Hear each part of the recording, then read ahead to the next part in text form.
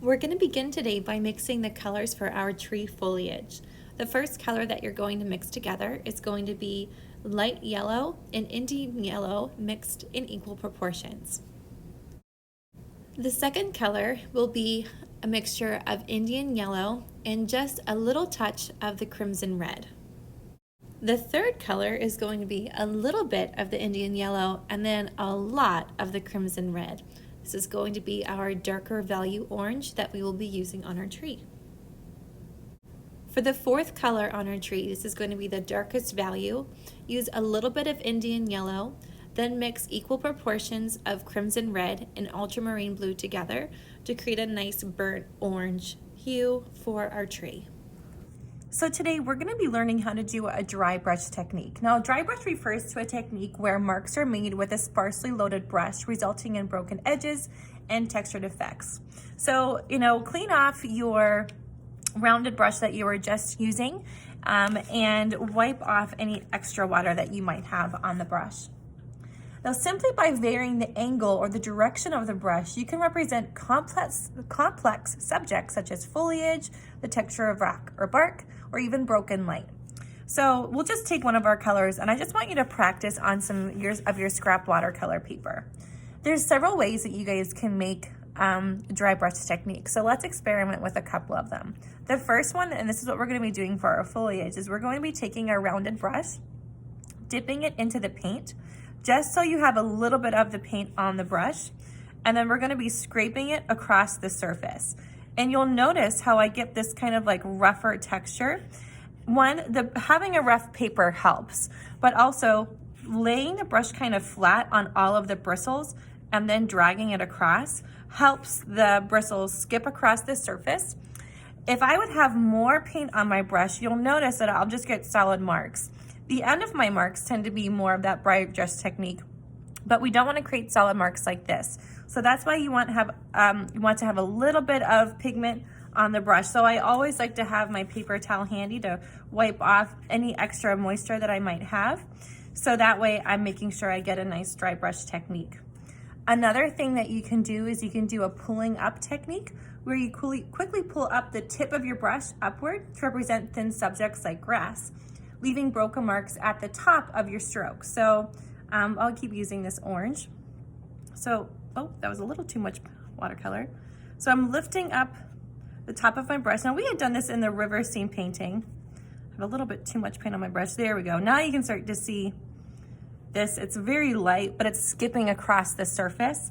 And I have lots of little white dots showing through in my grass. Now, whenever you make grass, you always want to change the angle as well as the starting point. Now here it's done it all in rows, but if you were actually painting in grass, you would want your starting points to be different to make sure that the grass is looking more realistic. So this is a pulling up dry brush technique that you can do. Another technique that you can do with dry brush is to take a flat brush. So we have two of them. You have your larger one and your smaller rectangular one, and you can splay the brush. Now, a flat brush is ideal for linear subjects. So you're going to press, let me actually let up some brush. I'll use the darker color here. You're going to press near the head of the brush to splay out and flatten the bristles. So that's about here. Then quickly drag in the direction of your subject. My goodness, I need more paint. So I'm dragging in the direction of my subject. And you can start to see how by splaying out the bristles down here by the ferrule, I'm able to get some really beautiful streaks in the brush. I just need more paint on my bristles. I barely have anything. I'm gonna have to remix my paint. There we go. So now we're starting to get that beautiful texture. Another thing that you can do is you can also take the brush and hold it down with your thumb here. I'm actually gonna go backwards. And then you can lift up this way. This is the technique that we're going to be doing for grass, but you would be doing it this way where, let me get more watercolor, where you're lifting up like this. So this is similar to where you're doing the lift up technique for the pulling up technique for this grass, but here you're making broader areas of grass. So this will work great for our meadow down here, as well as the corn that we see there. So these are all different dry brush techniques that you guys can use for this painting. So practice first. It looks like I've used up all my colors, so I'm going to have to remix before we come back together. But practice first on some scrap paper so you guys can get a feel of the different dry brush techniques before you actually put it onto your final painting. So we're going to begin by putting in our lighter values on the tree. Remember, anytime you're with watercolor, you always put your lighter values first. I've remixed my colors, so I have enough, hopefully, to paint the foliage. We're going to be working with the dry brush technique with wet on dry. So we'll use this upright brush to apply a flat wash for the masses of foliage. We're going to break up the edges with the dry brush marks by flattening the brush and making sure we don't overwork. So we're only going to be putting in little bits of color to help reveal the three-dimensionality of this tree. Now this painting is not going to have a hyper-realism look to it. It's going to have a very painterly loose style. So this is the fun thing about, working with different techniques, is you're going to get different types of paintings because of the different techniques you use. You can use these techniques definitely to make your paintings look more realistic, but today we're just going for more of a painterly style. So I'm going to begin. I have my brush is fairly dry. I'm going to dip it flat into my pigment, and then I'm going to do a test sample on the side. That test sample is showing me that I have way too much paint on my brush. So I'm going to, scrape that off, and I really don't have a ton of room on there. So I'm going to use this other piece of paper. Now that I have that in, I'm going to start putting in my highlights by spraying them in using this dry brush technique. And I'm just putting this in where my highlights are. Now I want some of that really bright yellow to show through, so I'm not trying to cover up over everything. Just little tiny bits, just to give it some texture. Now, if you don't have a highly textured watercolor paper, like this paper that I'm currently painting on is not as textured as this paper that I was doing my practice on. So it's gonna be really a lot harder for me to get that dry brush texture.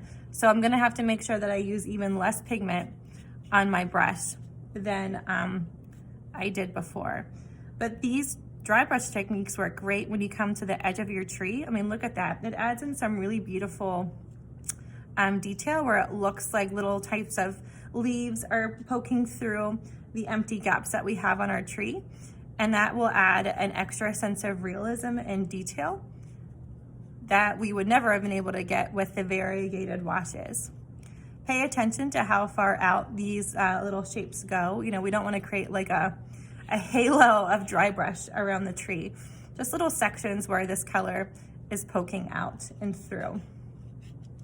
And notice I'm not really going back and reloading my brush. I've only loaded up once. A lot of the pigment has stayed on it, so I don't have to reload and put more on, which is nice, so we don't really need a ton of paint for this. And I love the texture that I have already on this. Now that I put in my lighter values, I'm going to start going into this middle value that I have of my Indian yellow and light yellow. Once again, double check to make sure I don't have too much paint on the brush. That was like no paint on the brush, so I'll add a little bit more. And now I'm going to start building up the middle value shapes that I see on my tree. So remember, when you do this, you're building your values up in masses. You're trying to build up the value shapes of each value color that you have in your reference photo. So here, like I'm looking at where I'm squinting my eyes actually when I'm looking at my reference photo to see where this middle value orange should go. And I'm painting in those specific shapes that I see. Now because these shapes are a little bit bigger, I'm gonna have to reload my brush a little bit more.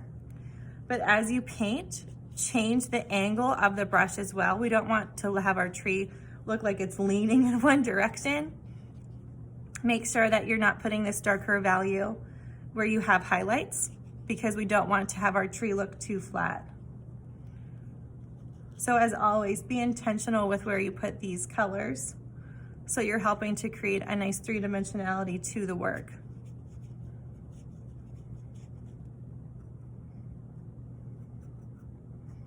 And once you load your brush, always double check to make sure you're not gonna get like a solid streak in there.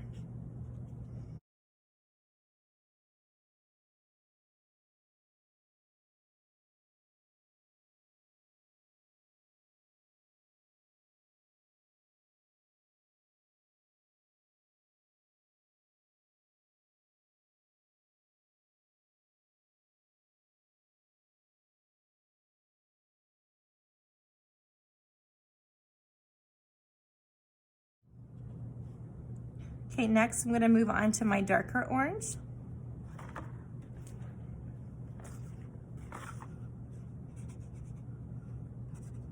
And this, I wanna be way more specific with where I put this pigment. Squinting my eyes at my reference photo to make sure that I'm putting it only where I see it. Notice how I'm changing the angle of my brush to create different foliage shapes. This will help make my tree look more realistic. And I'm trying to flatten out the bristles as I paint to help create a better dry brush technique.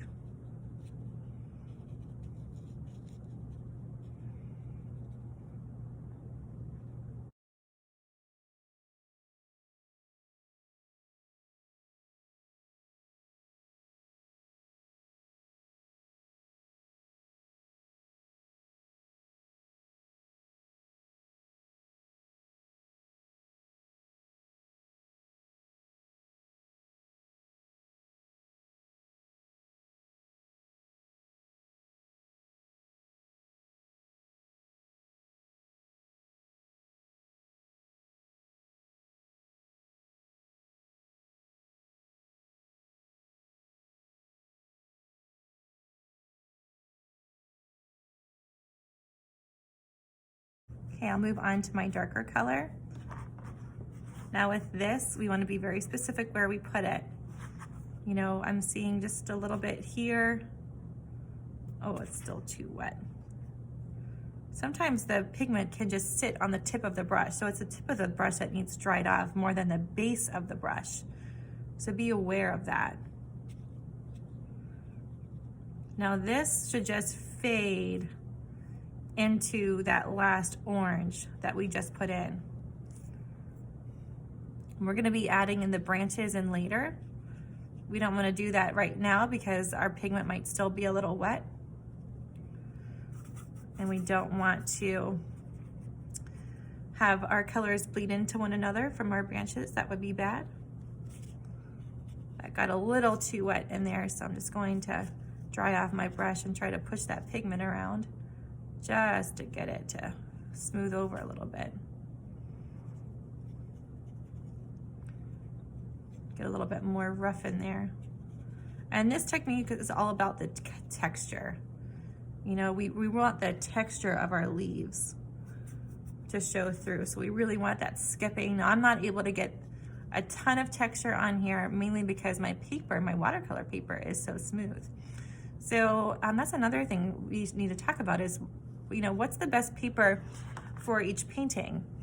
And unfortunately, I did not have the foresight to change my paper after I started on this. But if you know you're going to be using a dry brush technique and you're going to be using that to show the illusion of foliage, then you'll want to make sure that your watercolor paper that you're grabbing has a higher tooth quality to it, where it's really, really bumpy, because that's only going to help make your painting look more realistic.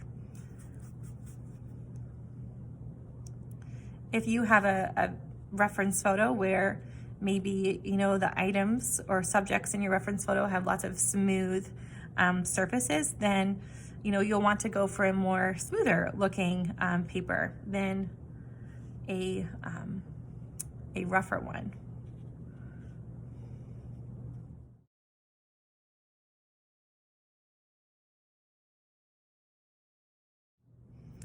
At this point, once your tree foliage is done, I want you guys to clean off the lid of your watercolor palette.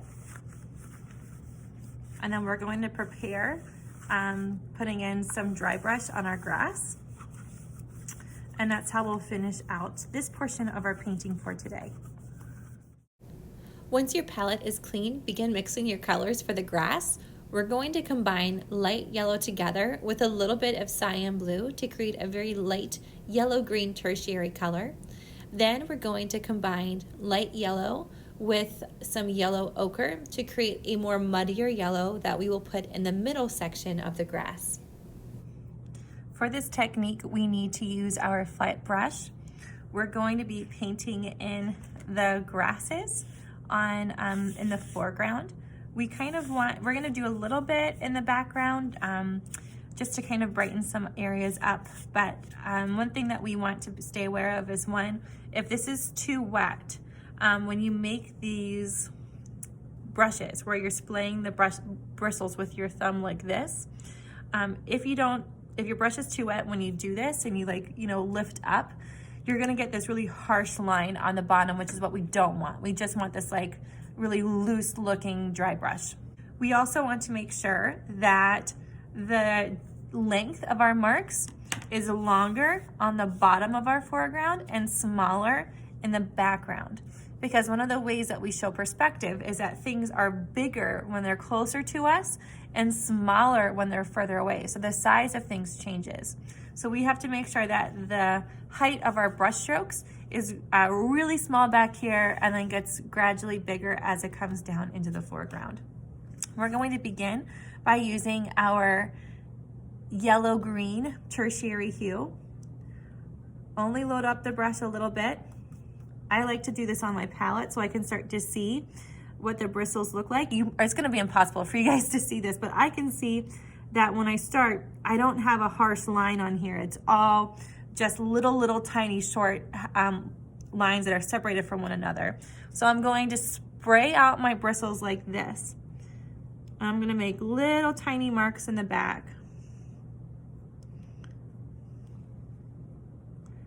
Adding a little bit of dry brush back there, just to lighten that up. Now I'm gonna come to the opposite side of this cast shadow right next to the tree. Remember, I'm changing the angle of my brush as I'm painting, but I'm trying to keep them all vertical. Slightly changing the angle of all of my marks. And I'm spraying the brush like this, or splaying, I can never say that word, splaying the bristles so they're all separated from one another. Re-wetting the brush, doing a couple taps. Then now when I get to the bottom, the length of these brush strokes should be about, I would say like 1/4 of an inch. And then these last little bits here on the bottom can get to as long as 1/2 of an inch.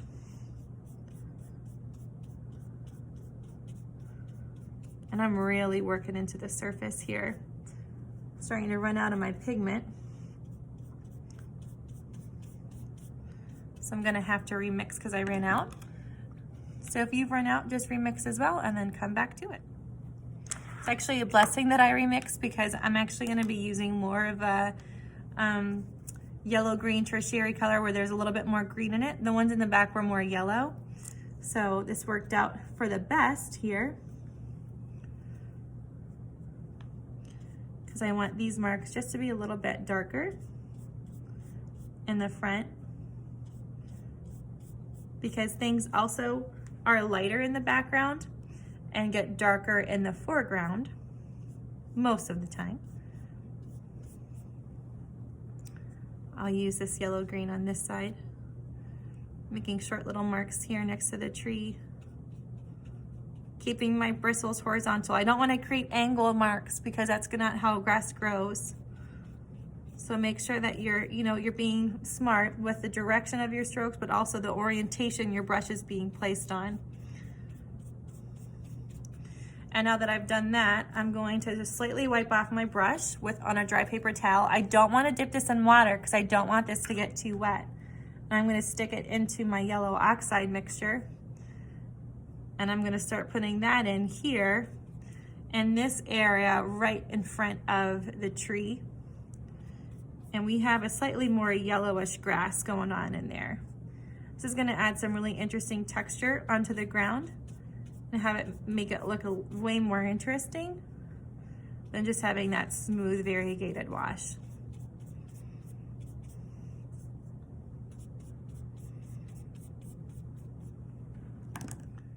The last thing that we're going to do today is we're going to build up this green. We're gonna add in the darker splays of grass. So I'm gonna remix my light yellow, but this time, instead of only adding in a little dab of the cyan, I'm gonna add in a lot more, well, not a lot more, but a little bit more than what I previously did, just to make that really nice intense green. And then I'm gonna use that same technique that we just did. So I'll be taking my flat brush, dipping it into that green, splaying out the bristles with my thumb, holding it horizontally, and then adding in that color on top of that section as well. And that's where we're going to end with this part of the painting today. So you should have your foliage done as well as 3 colors in the grass.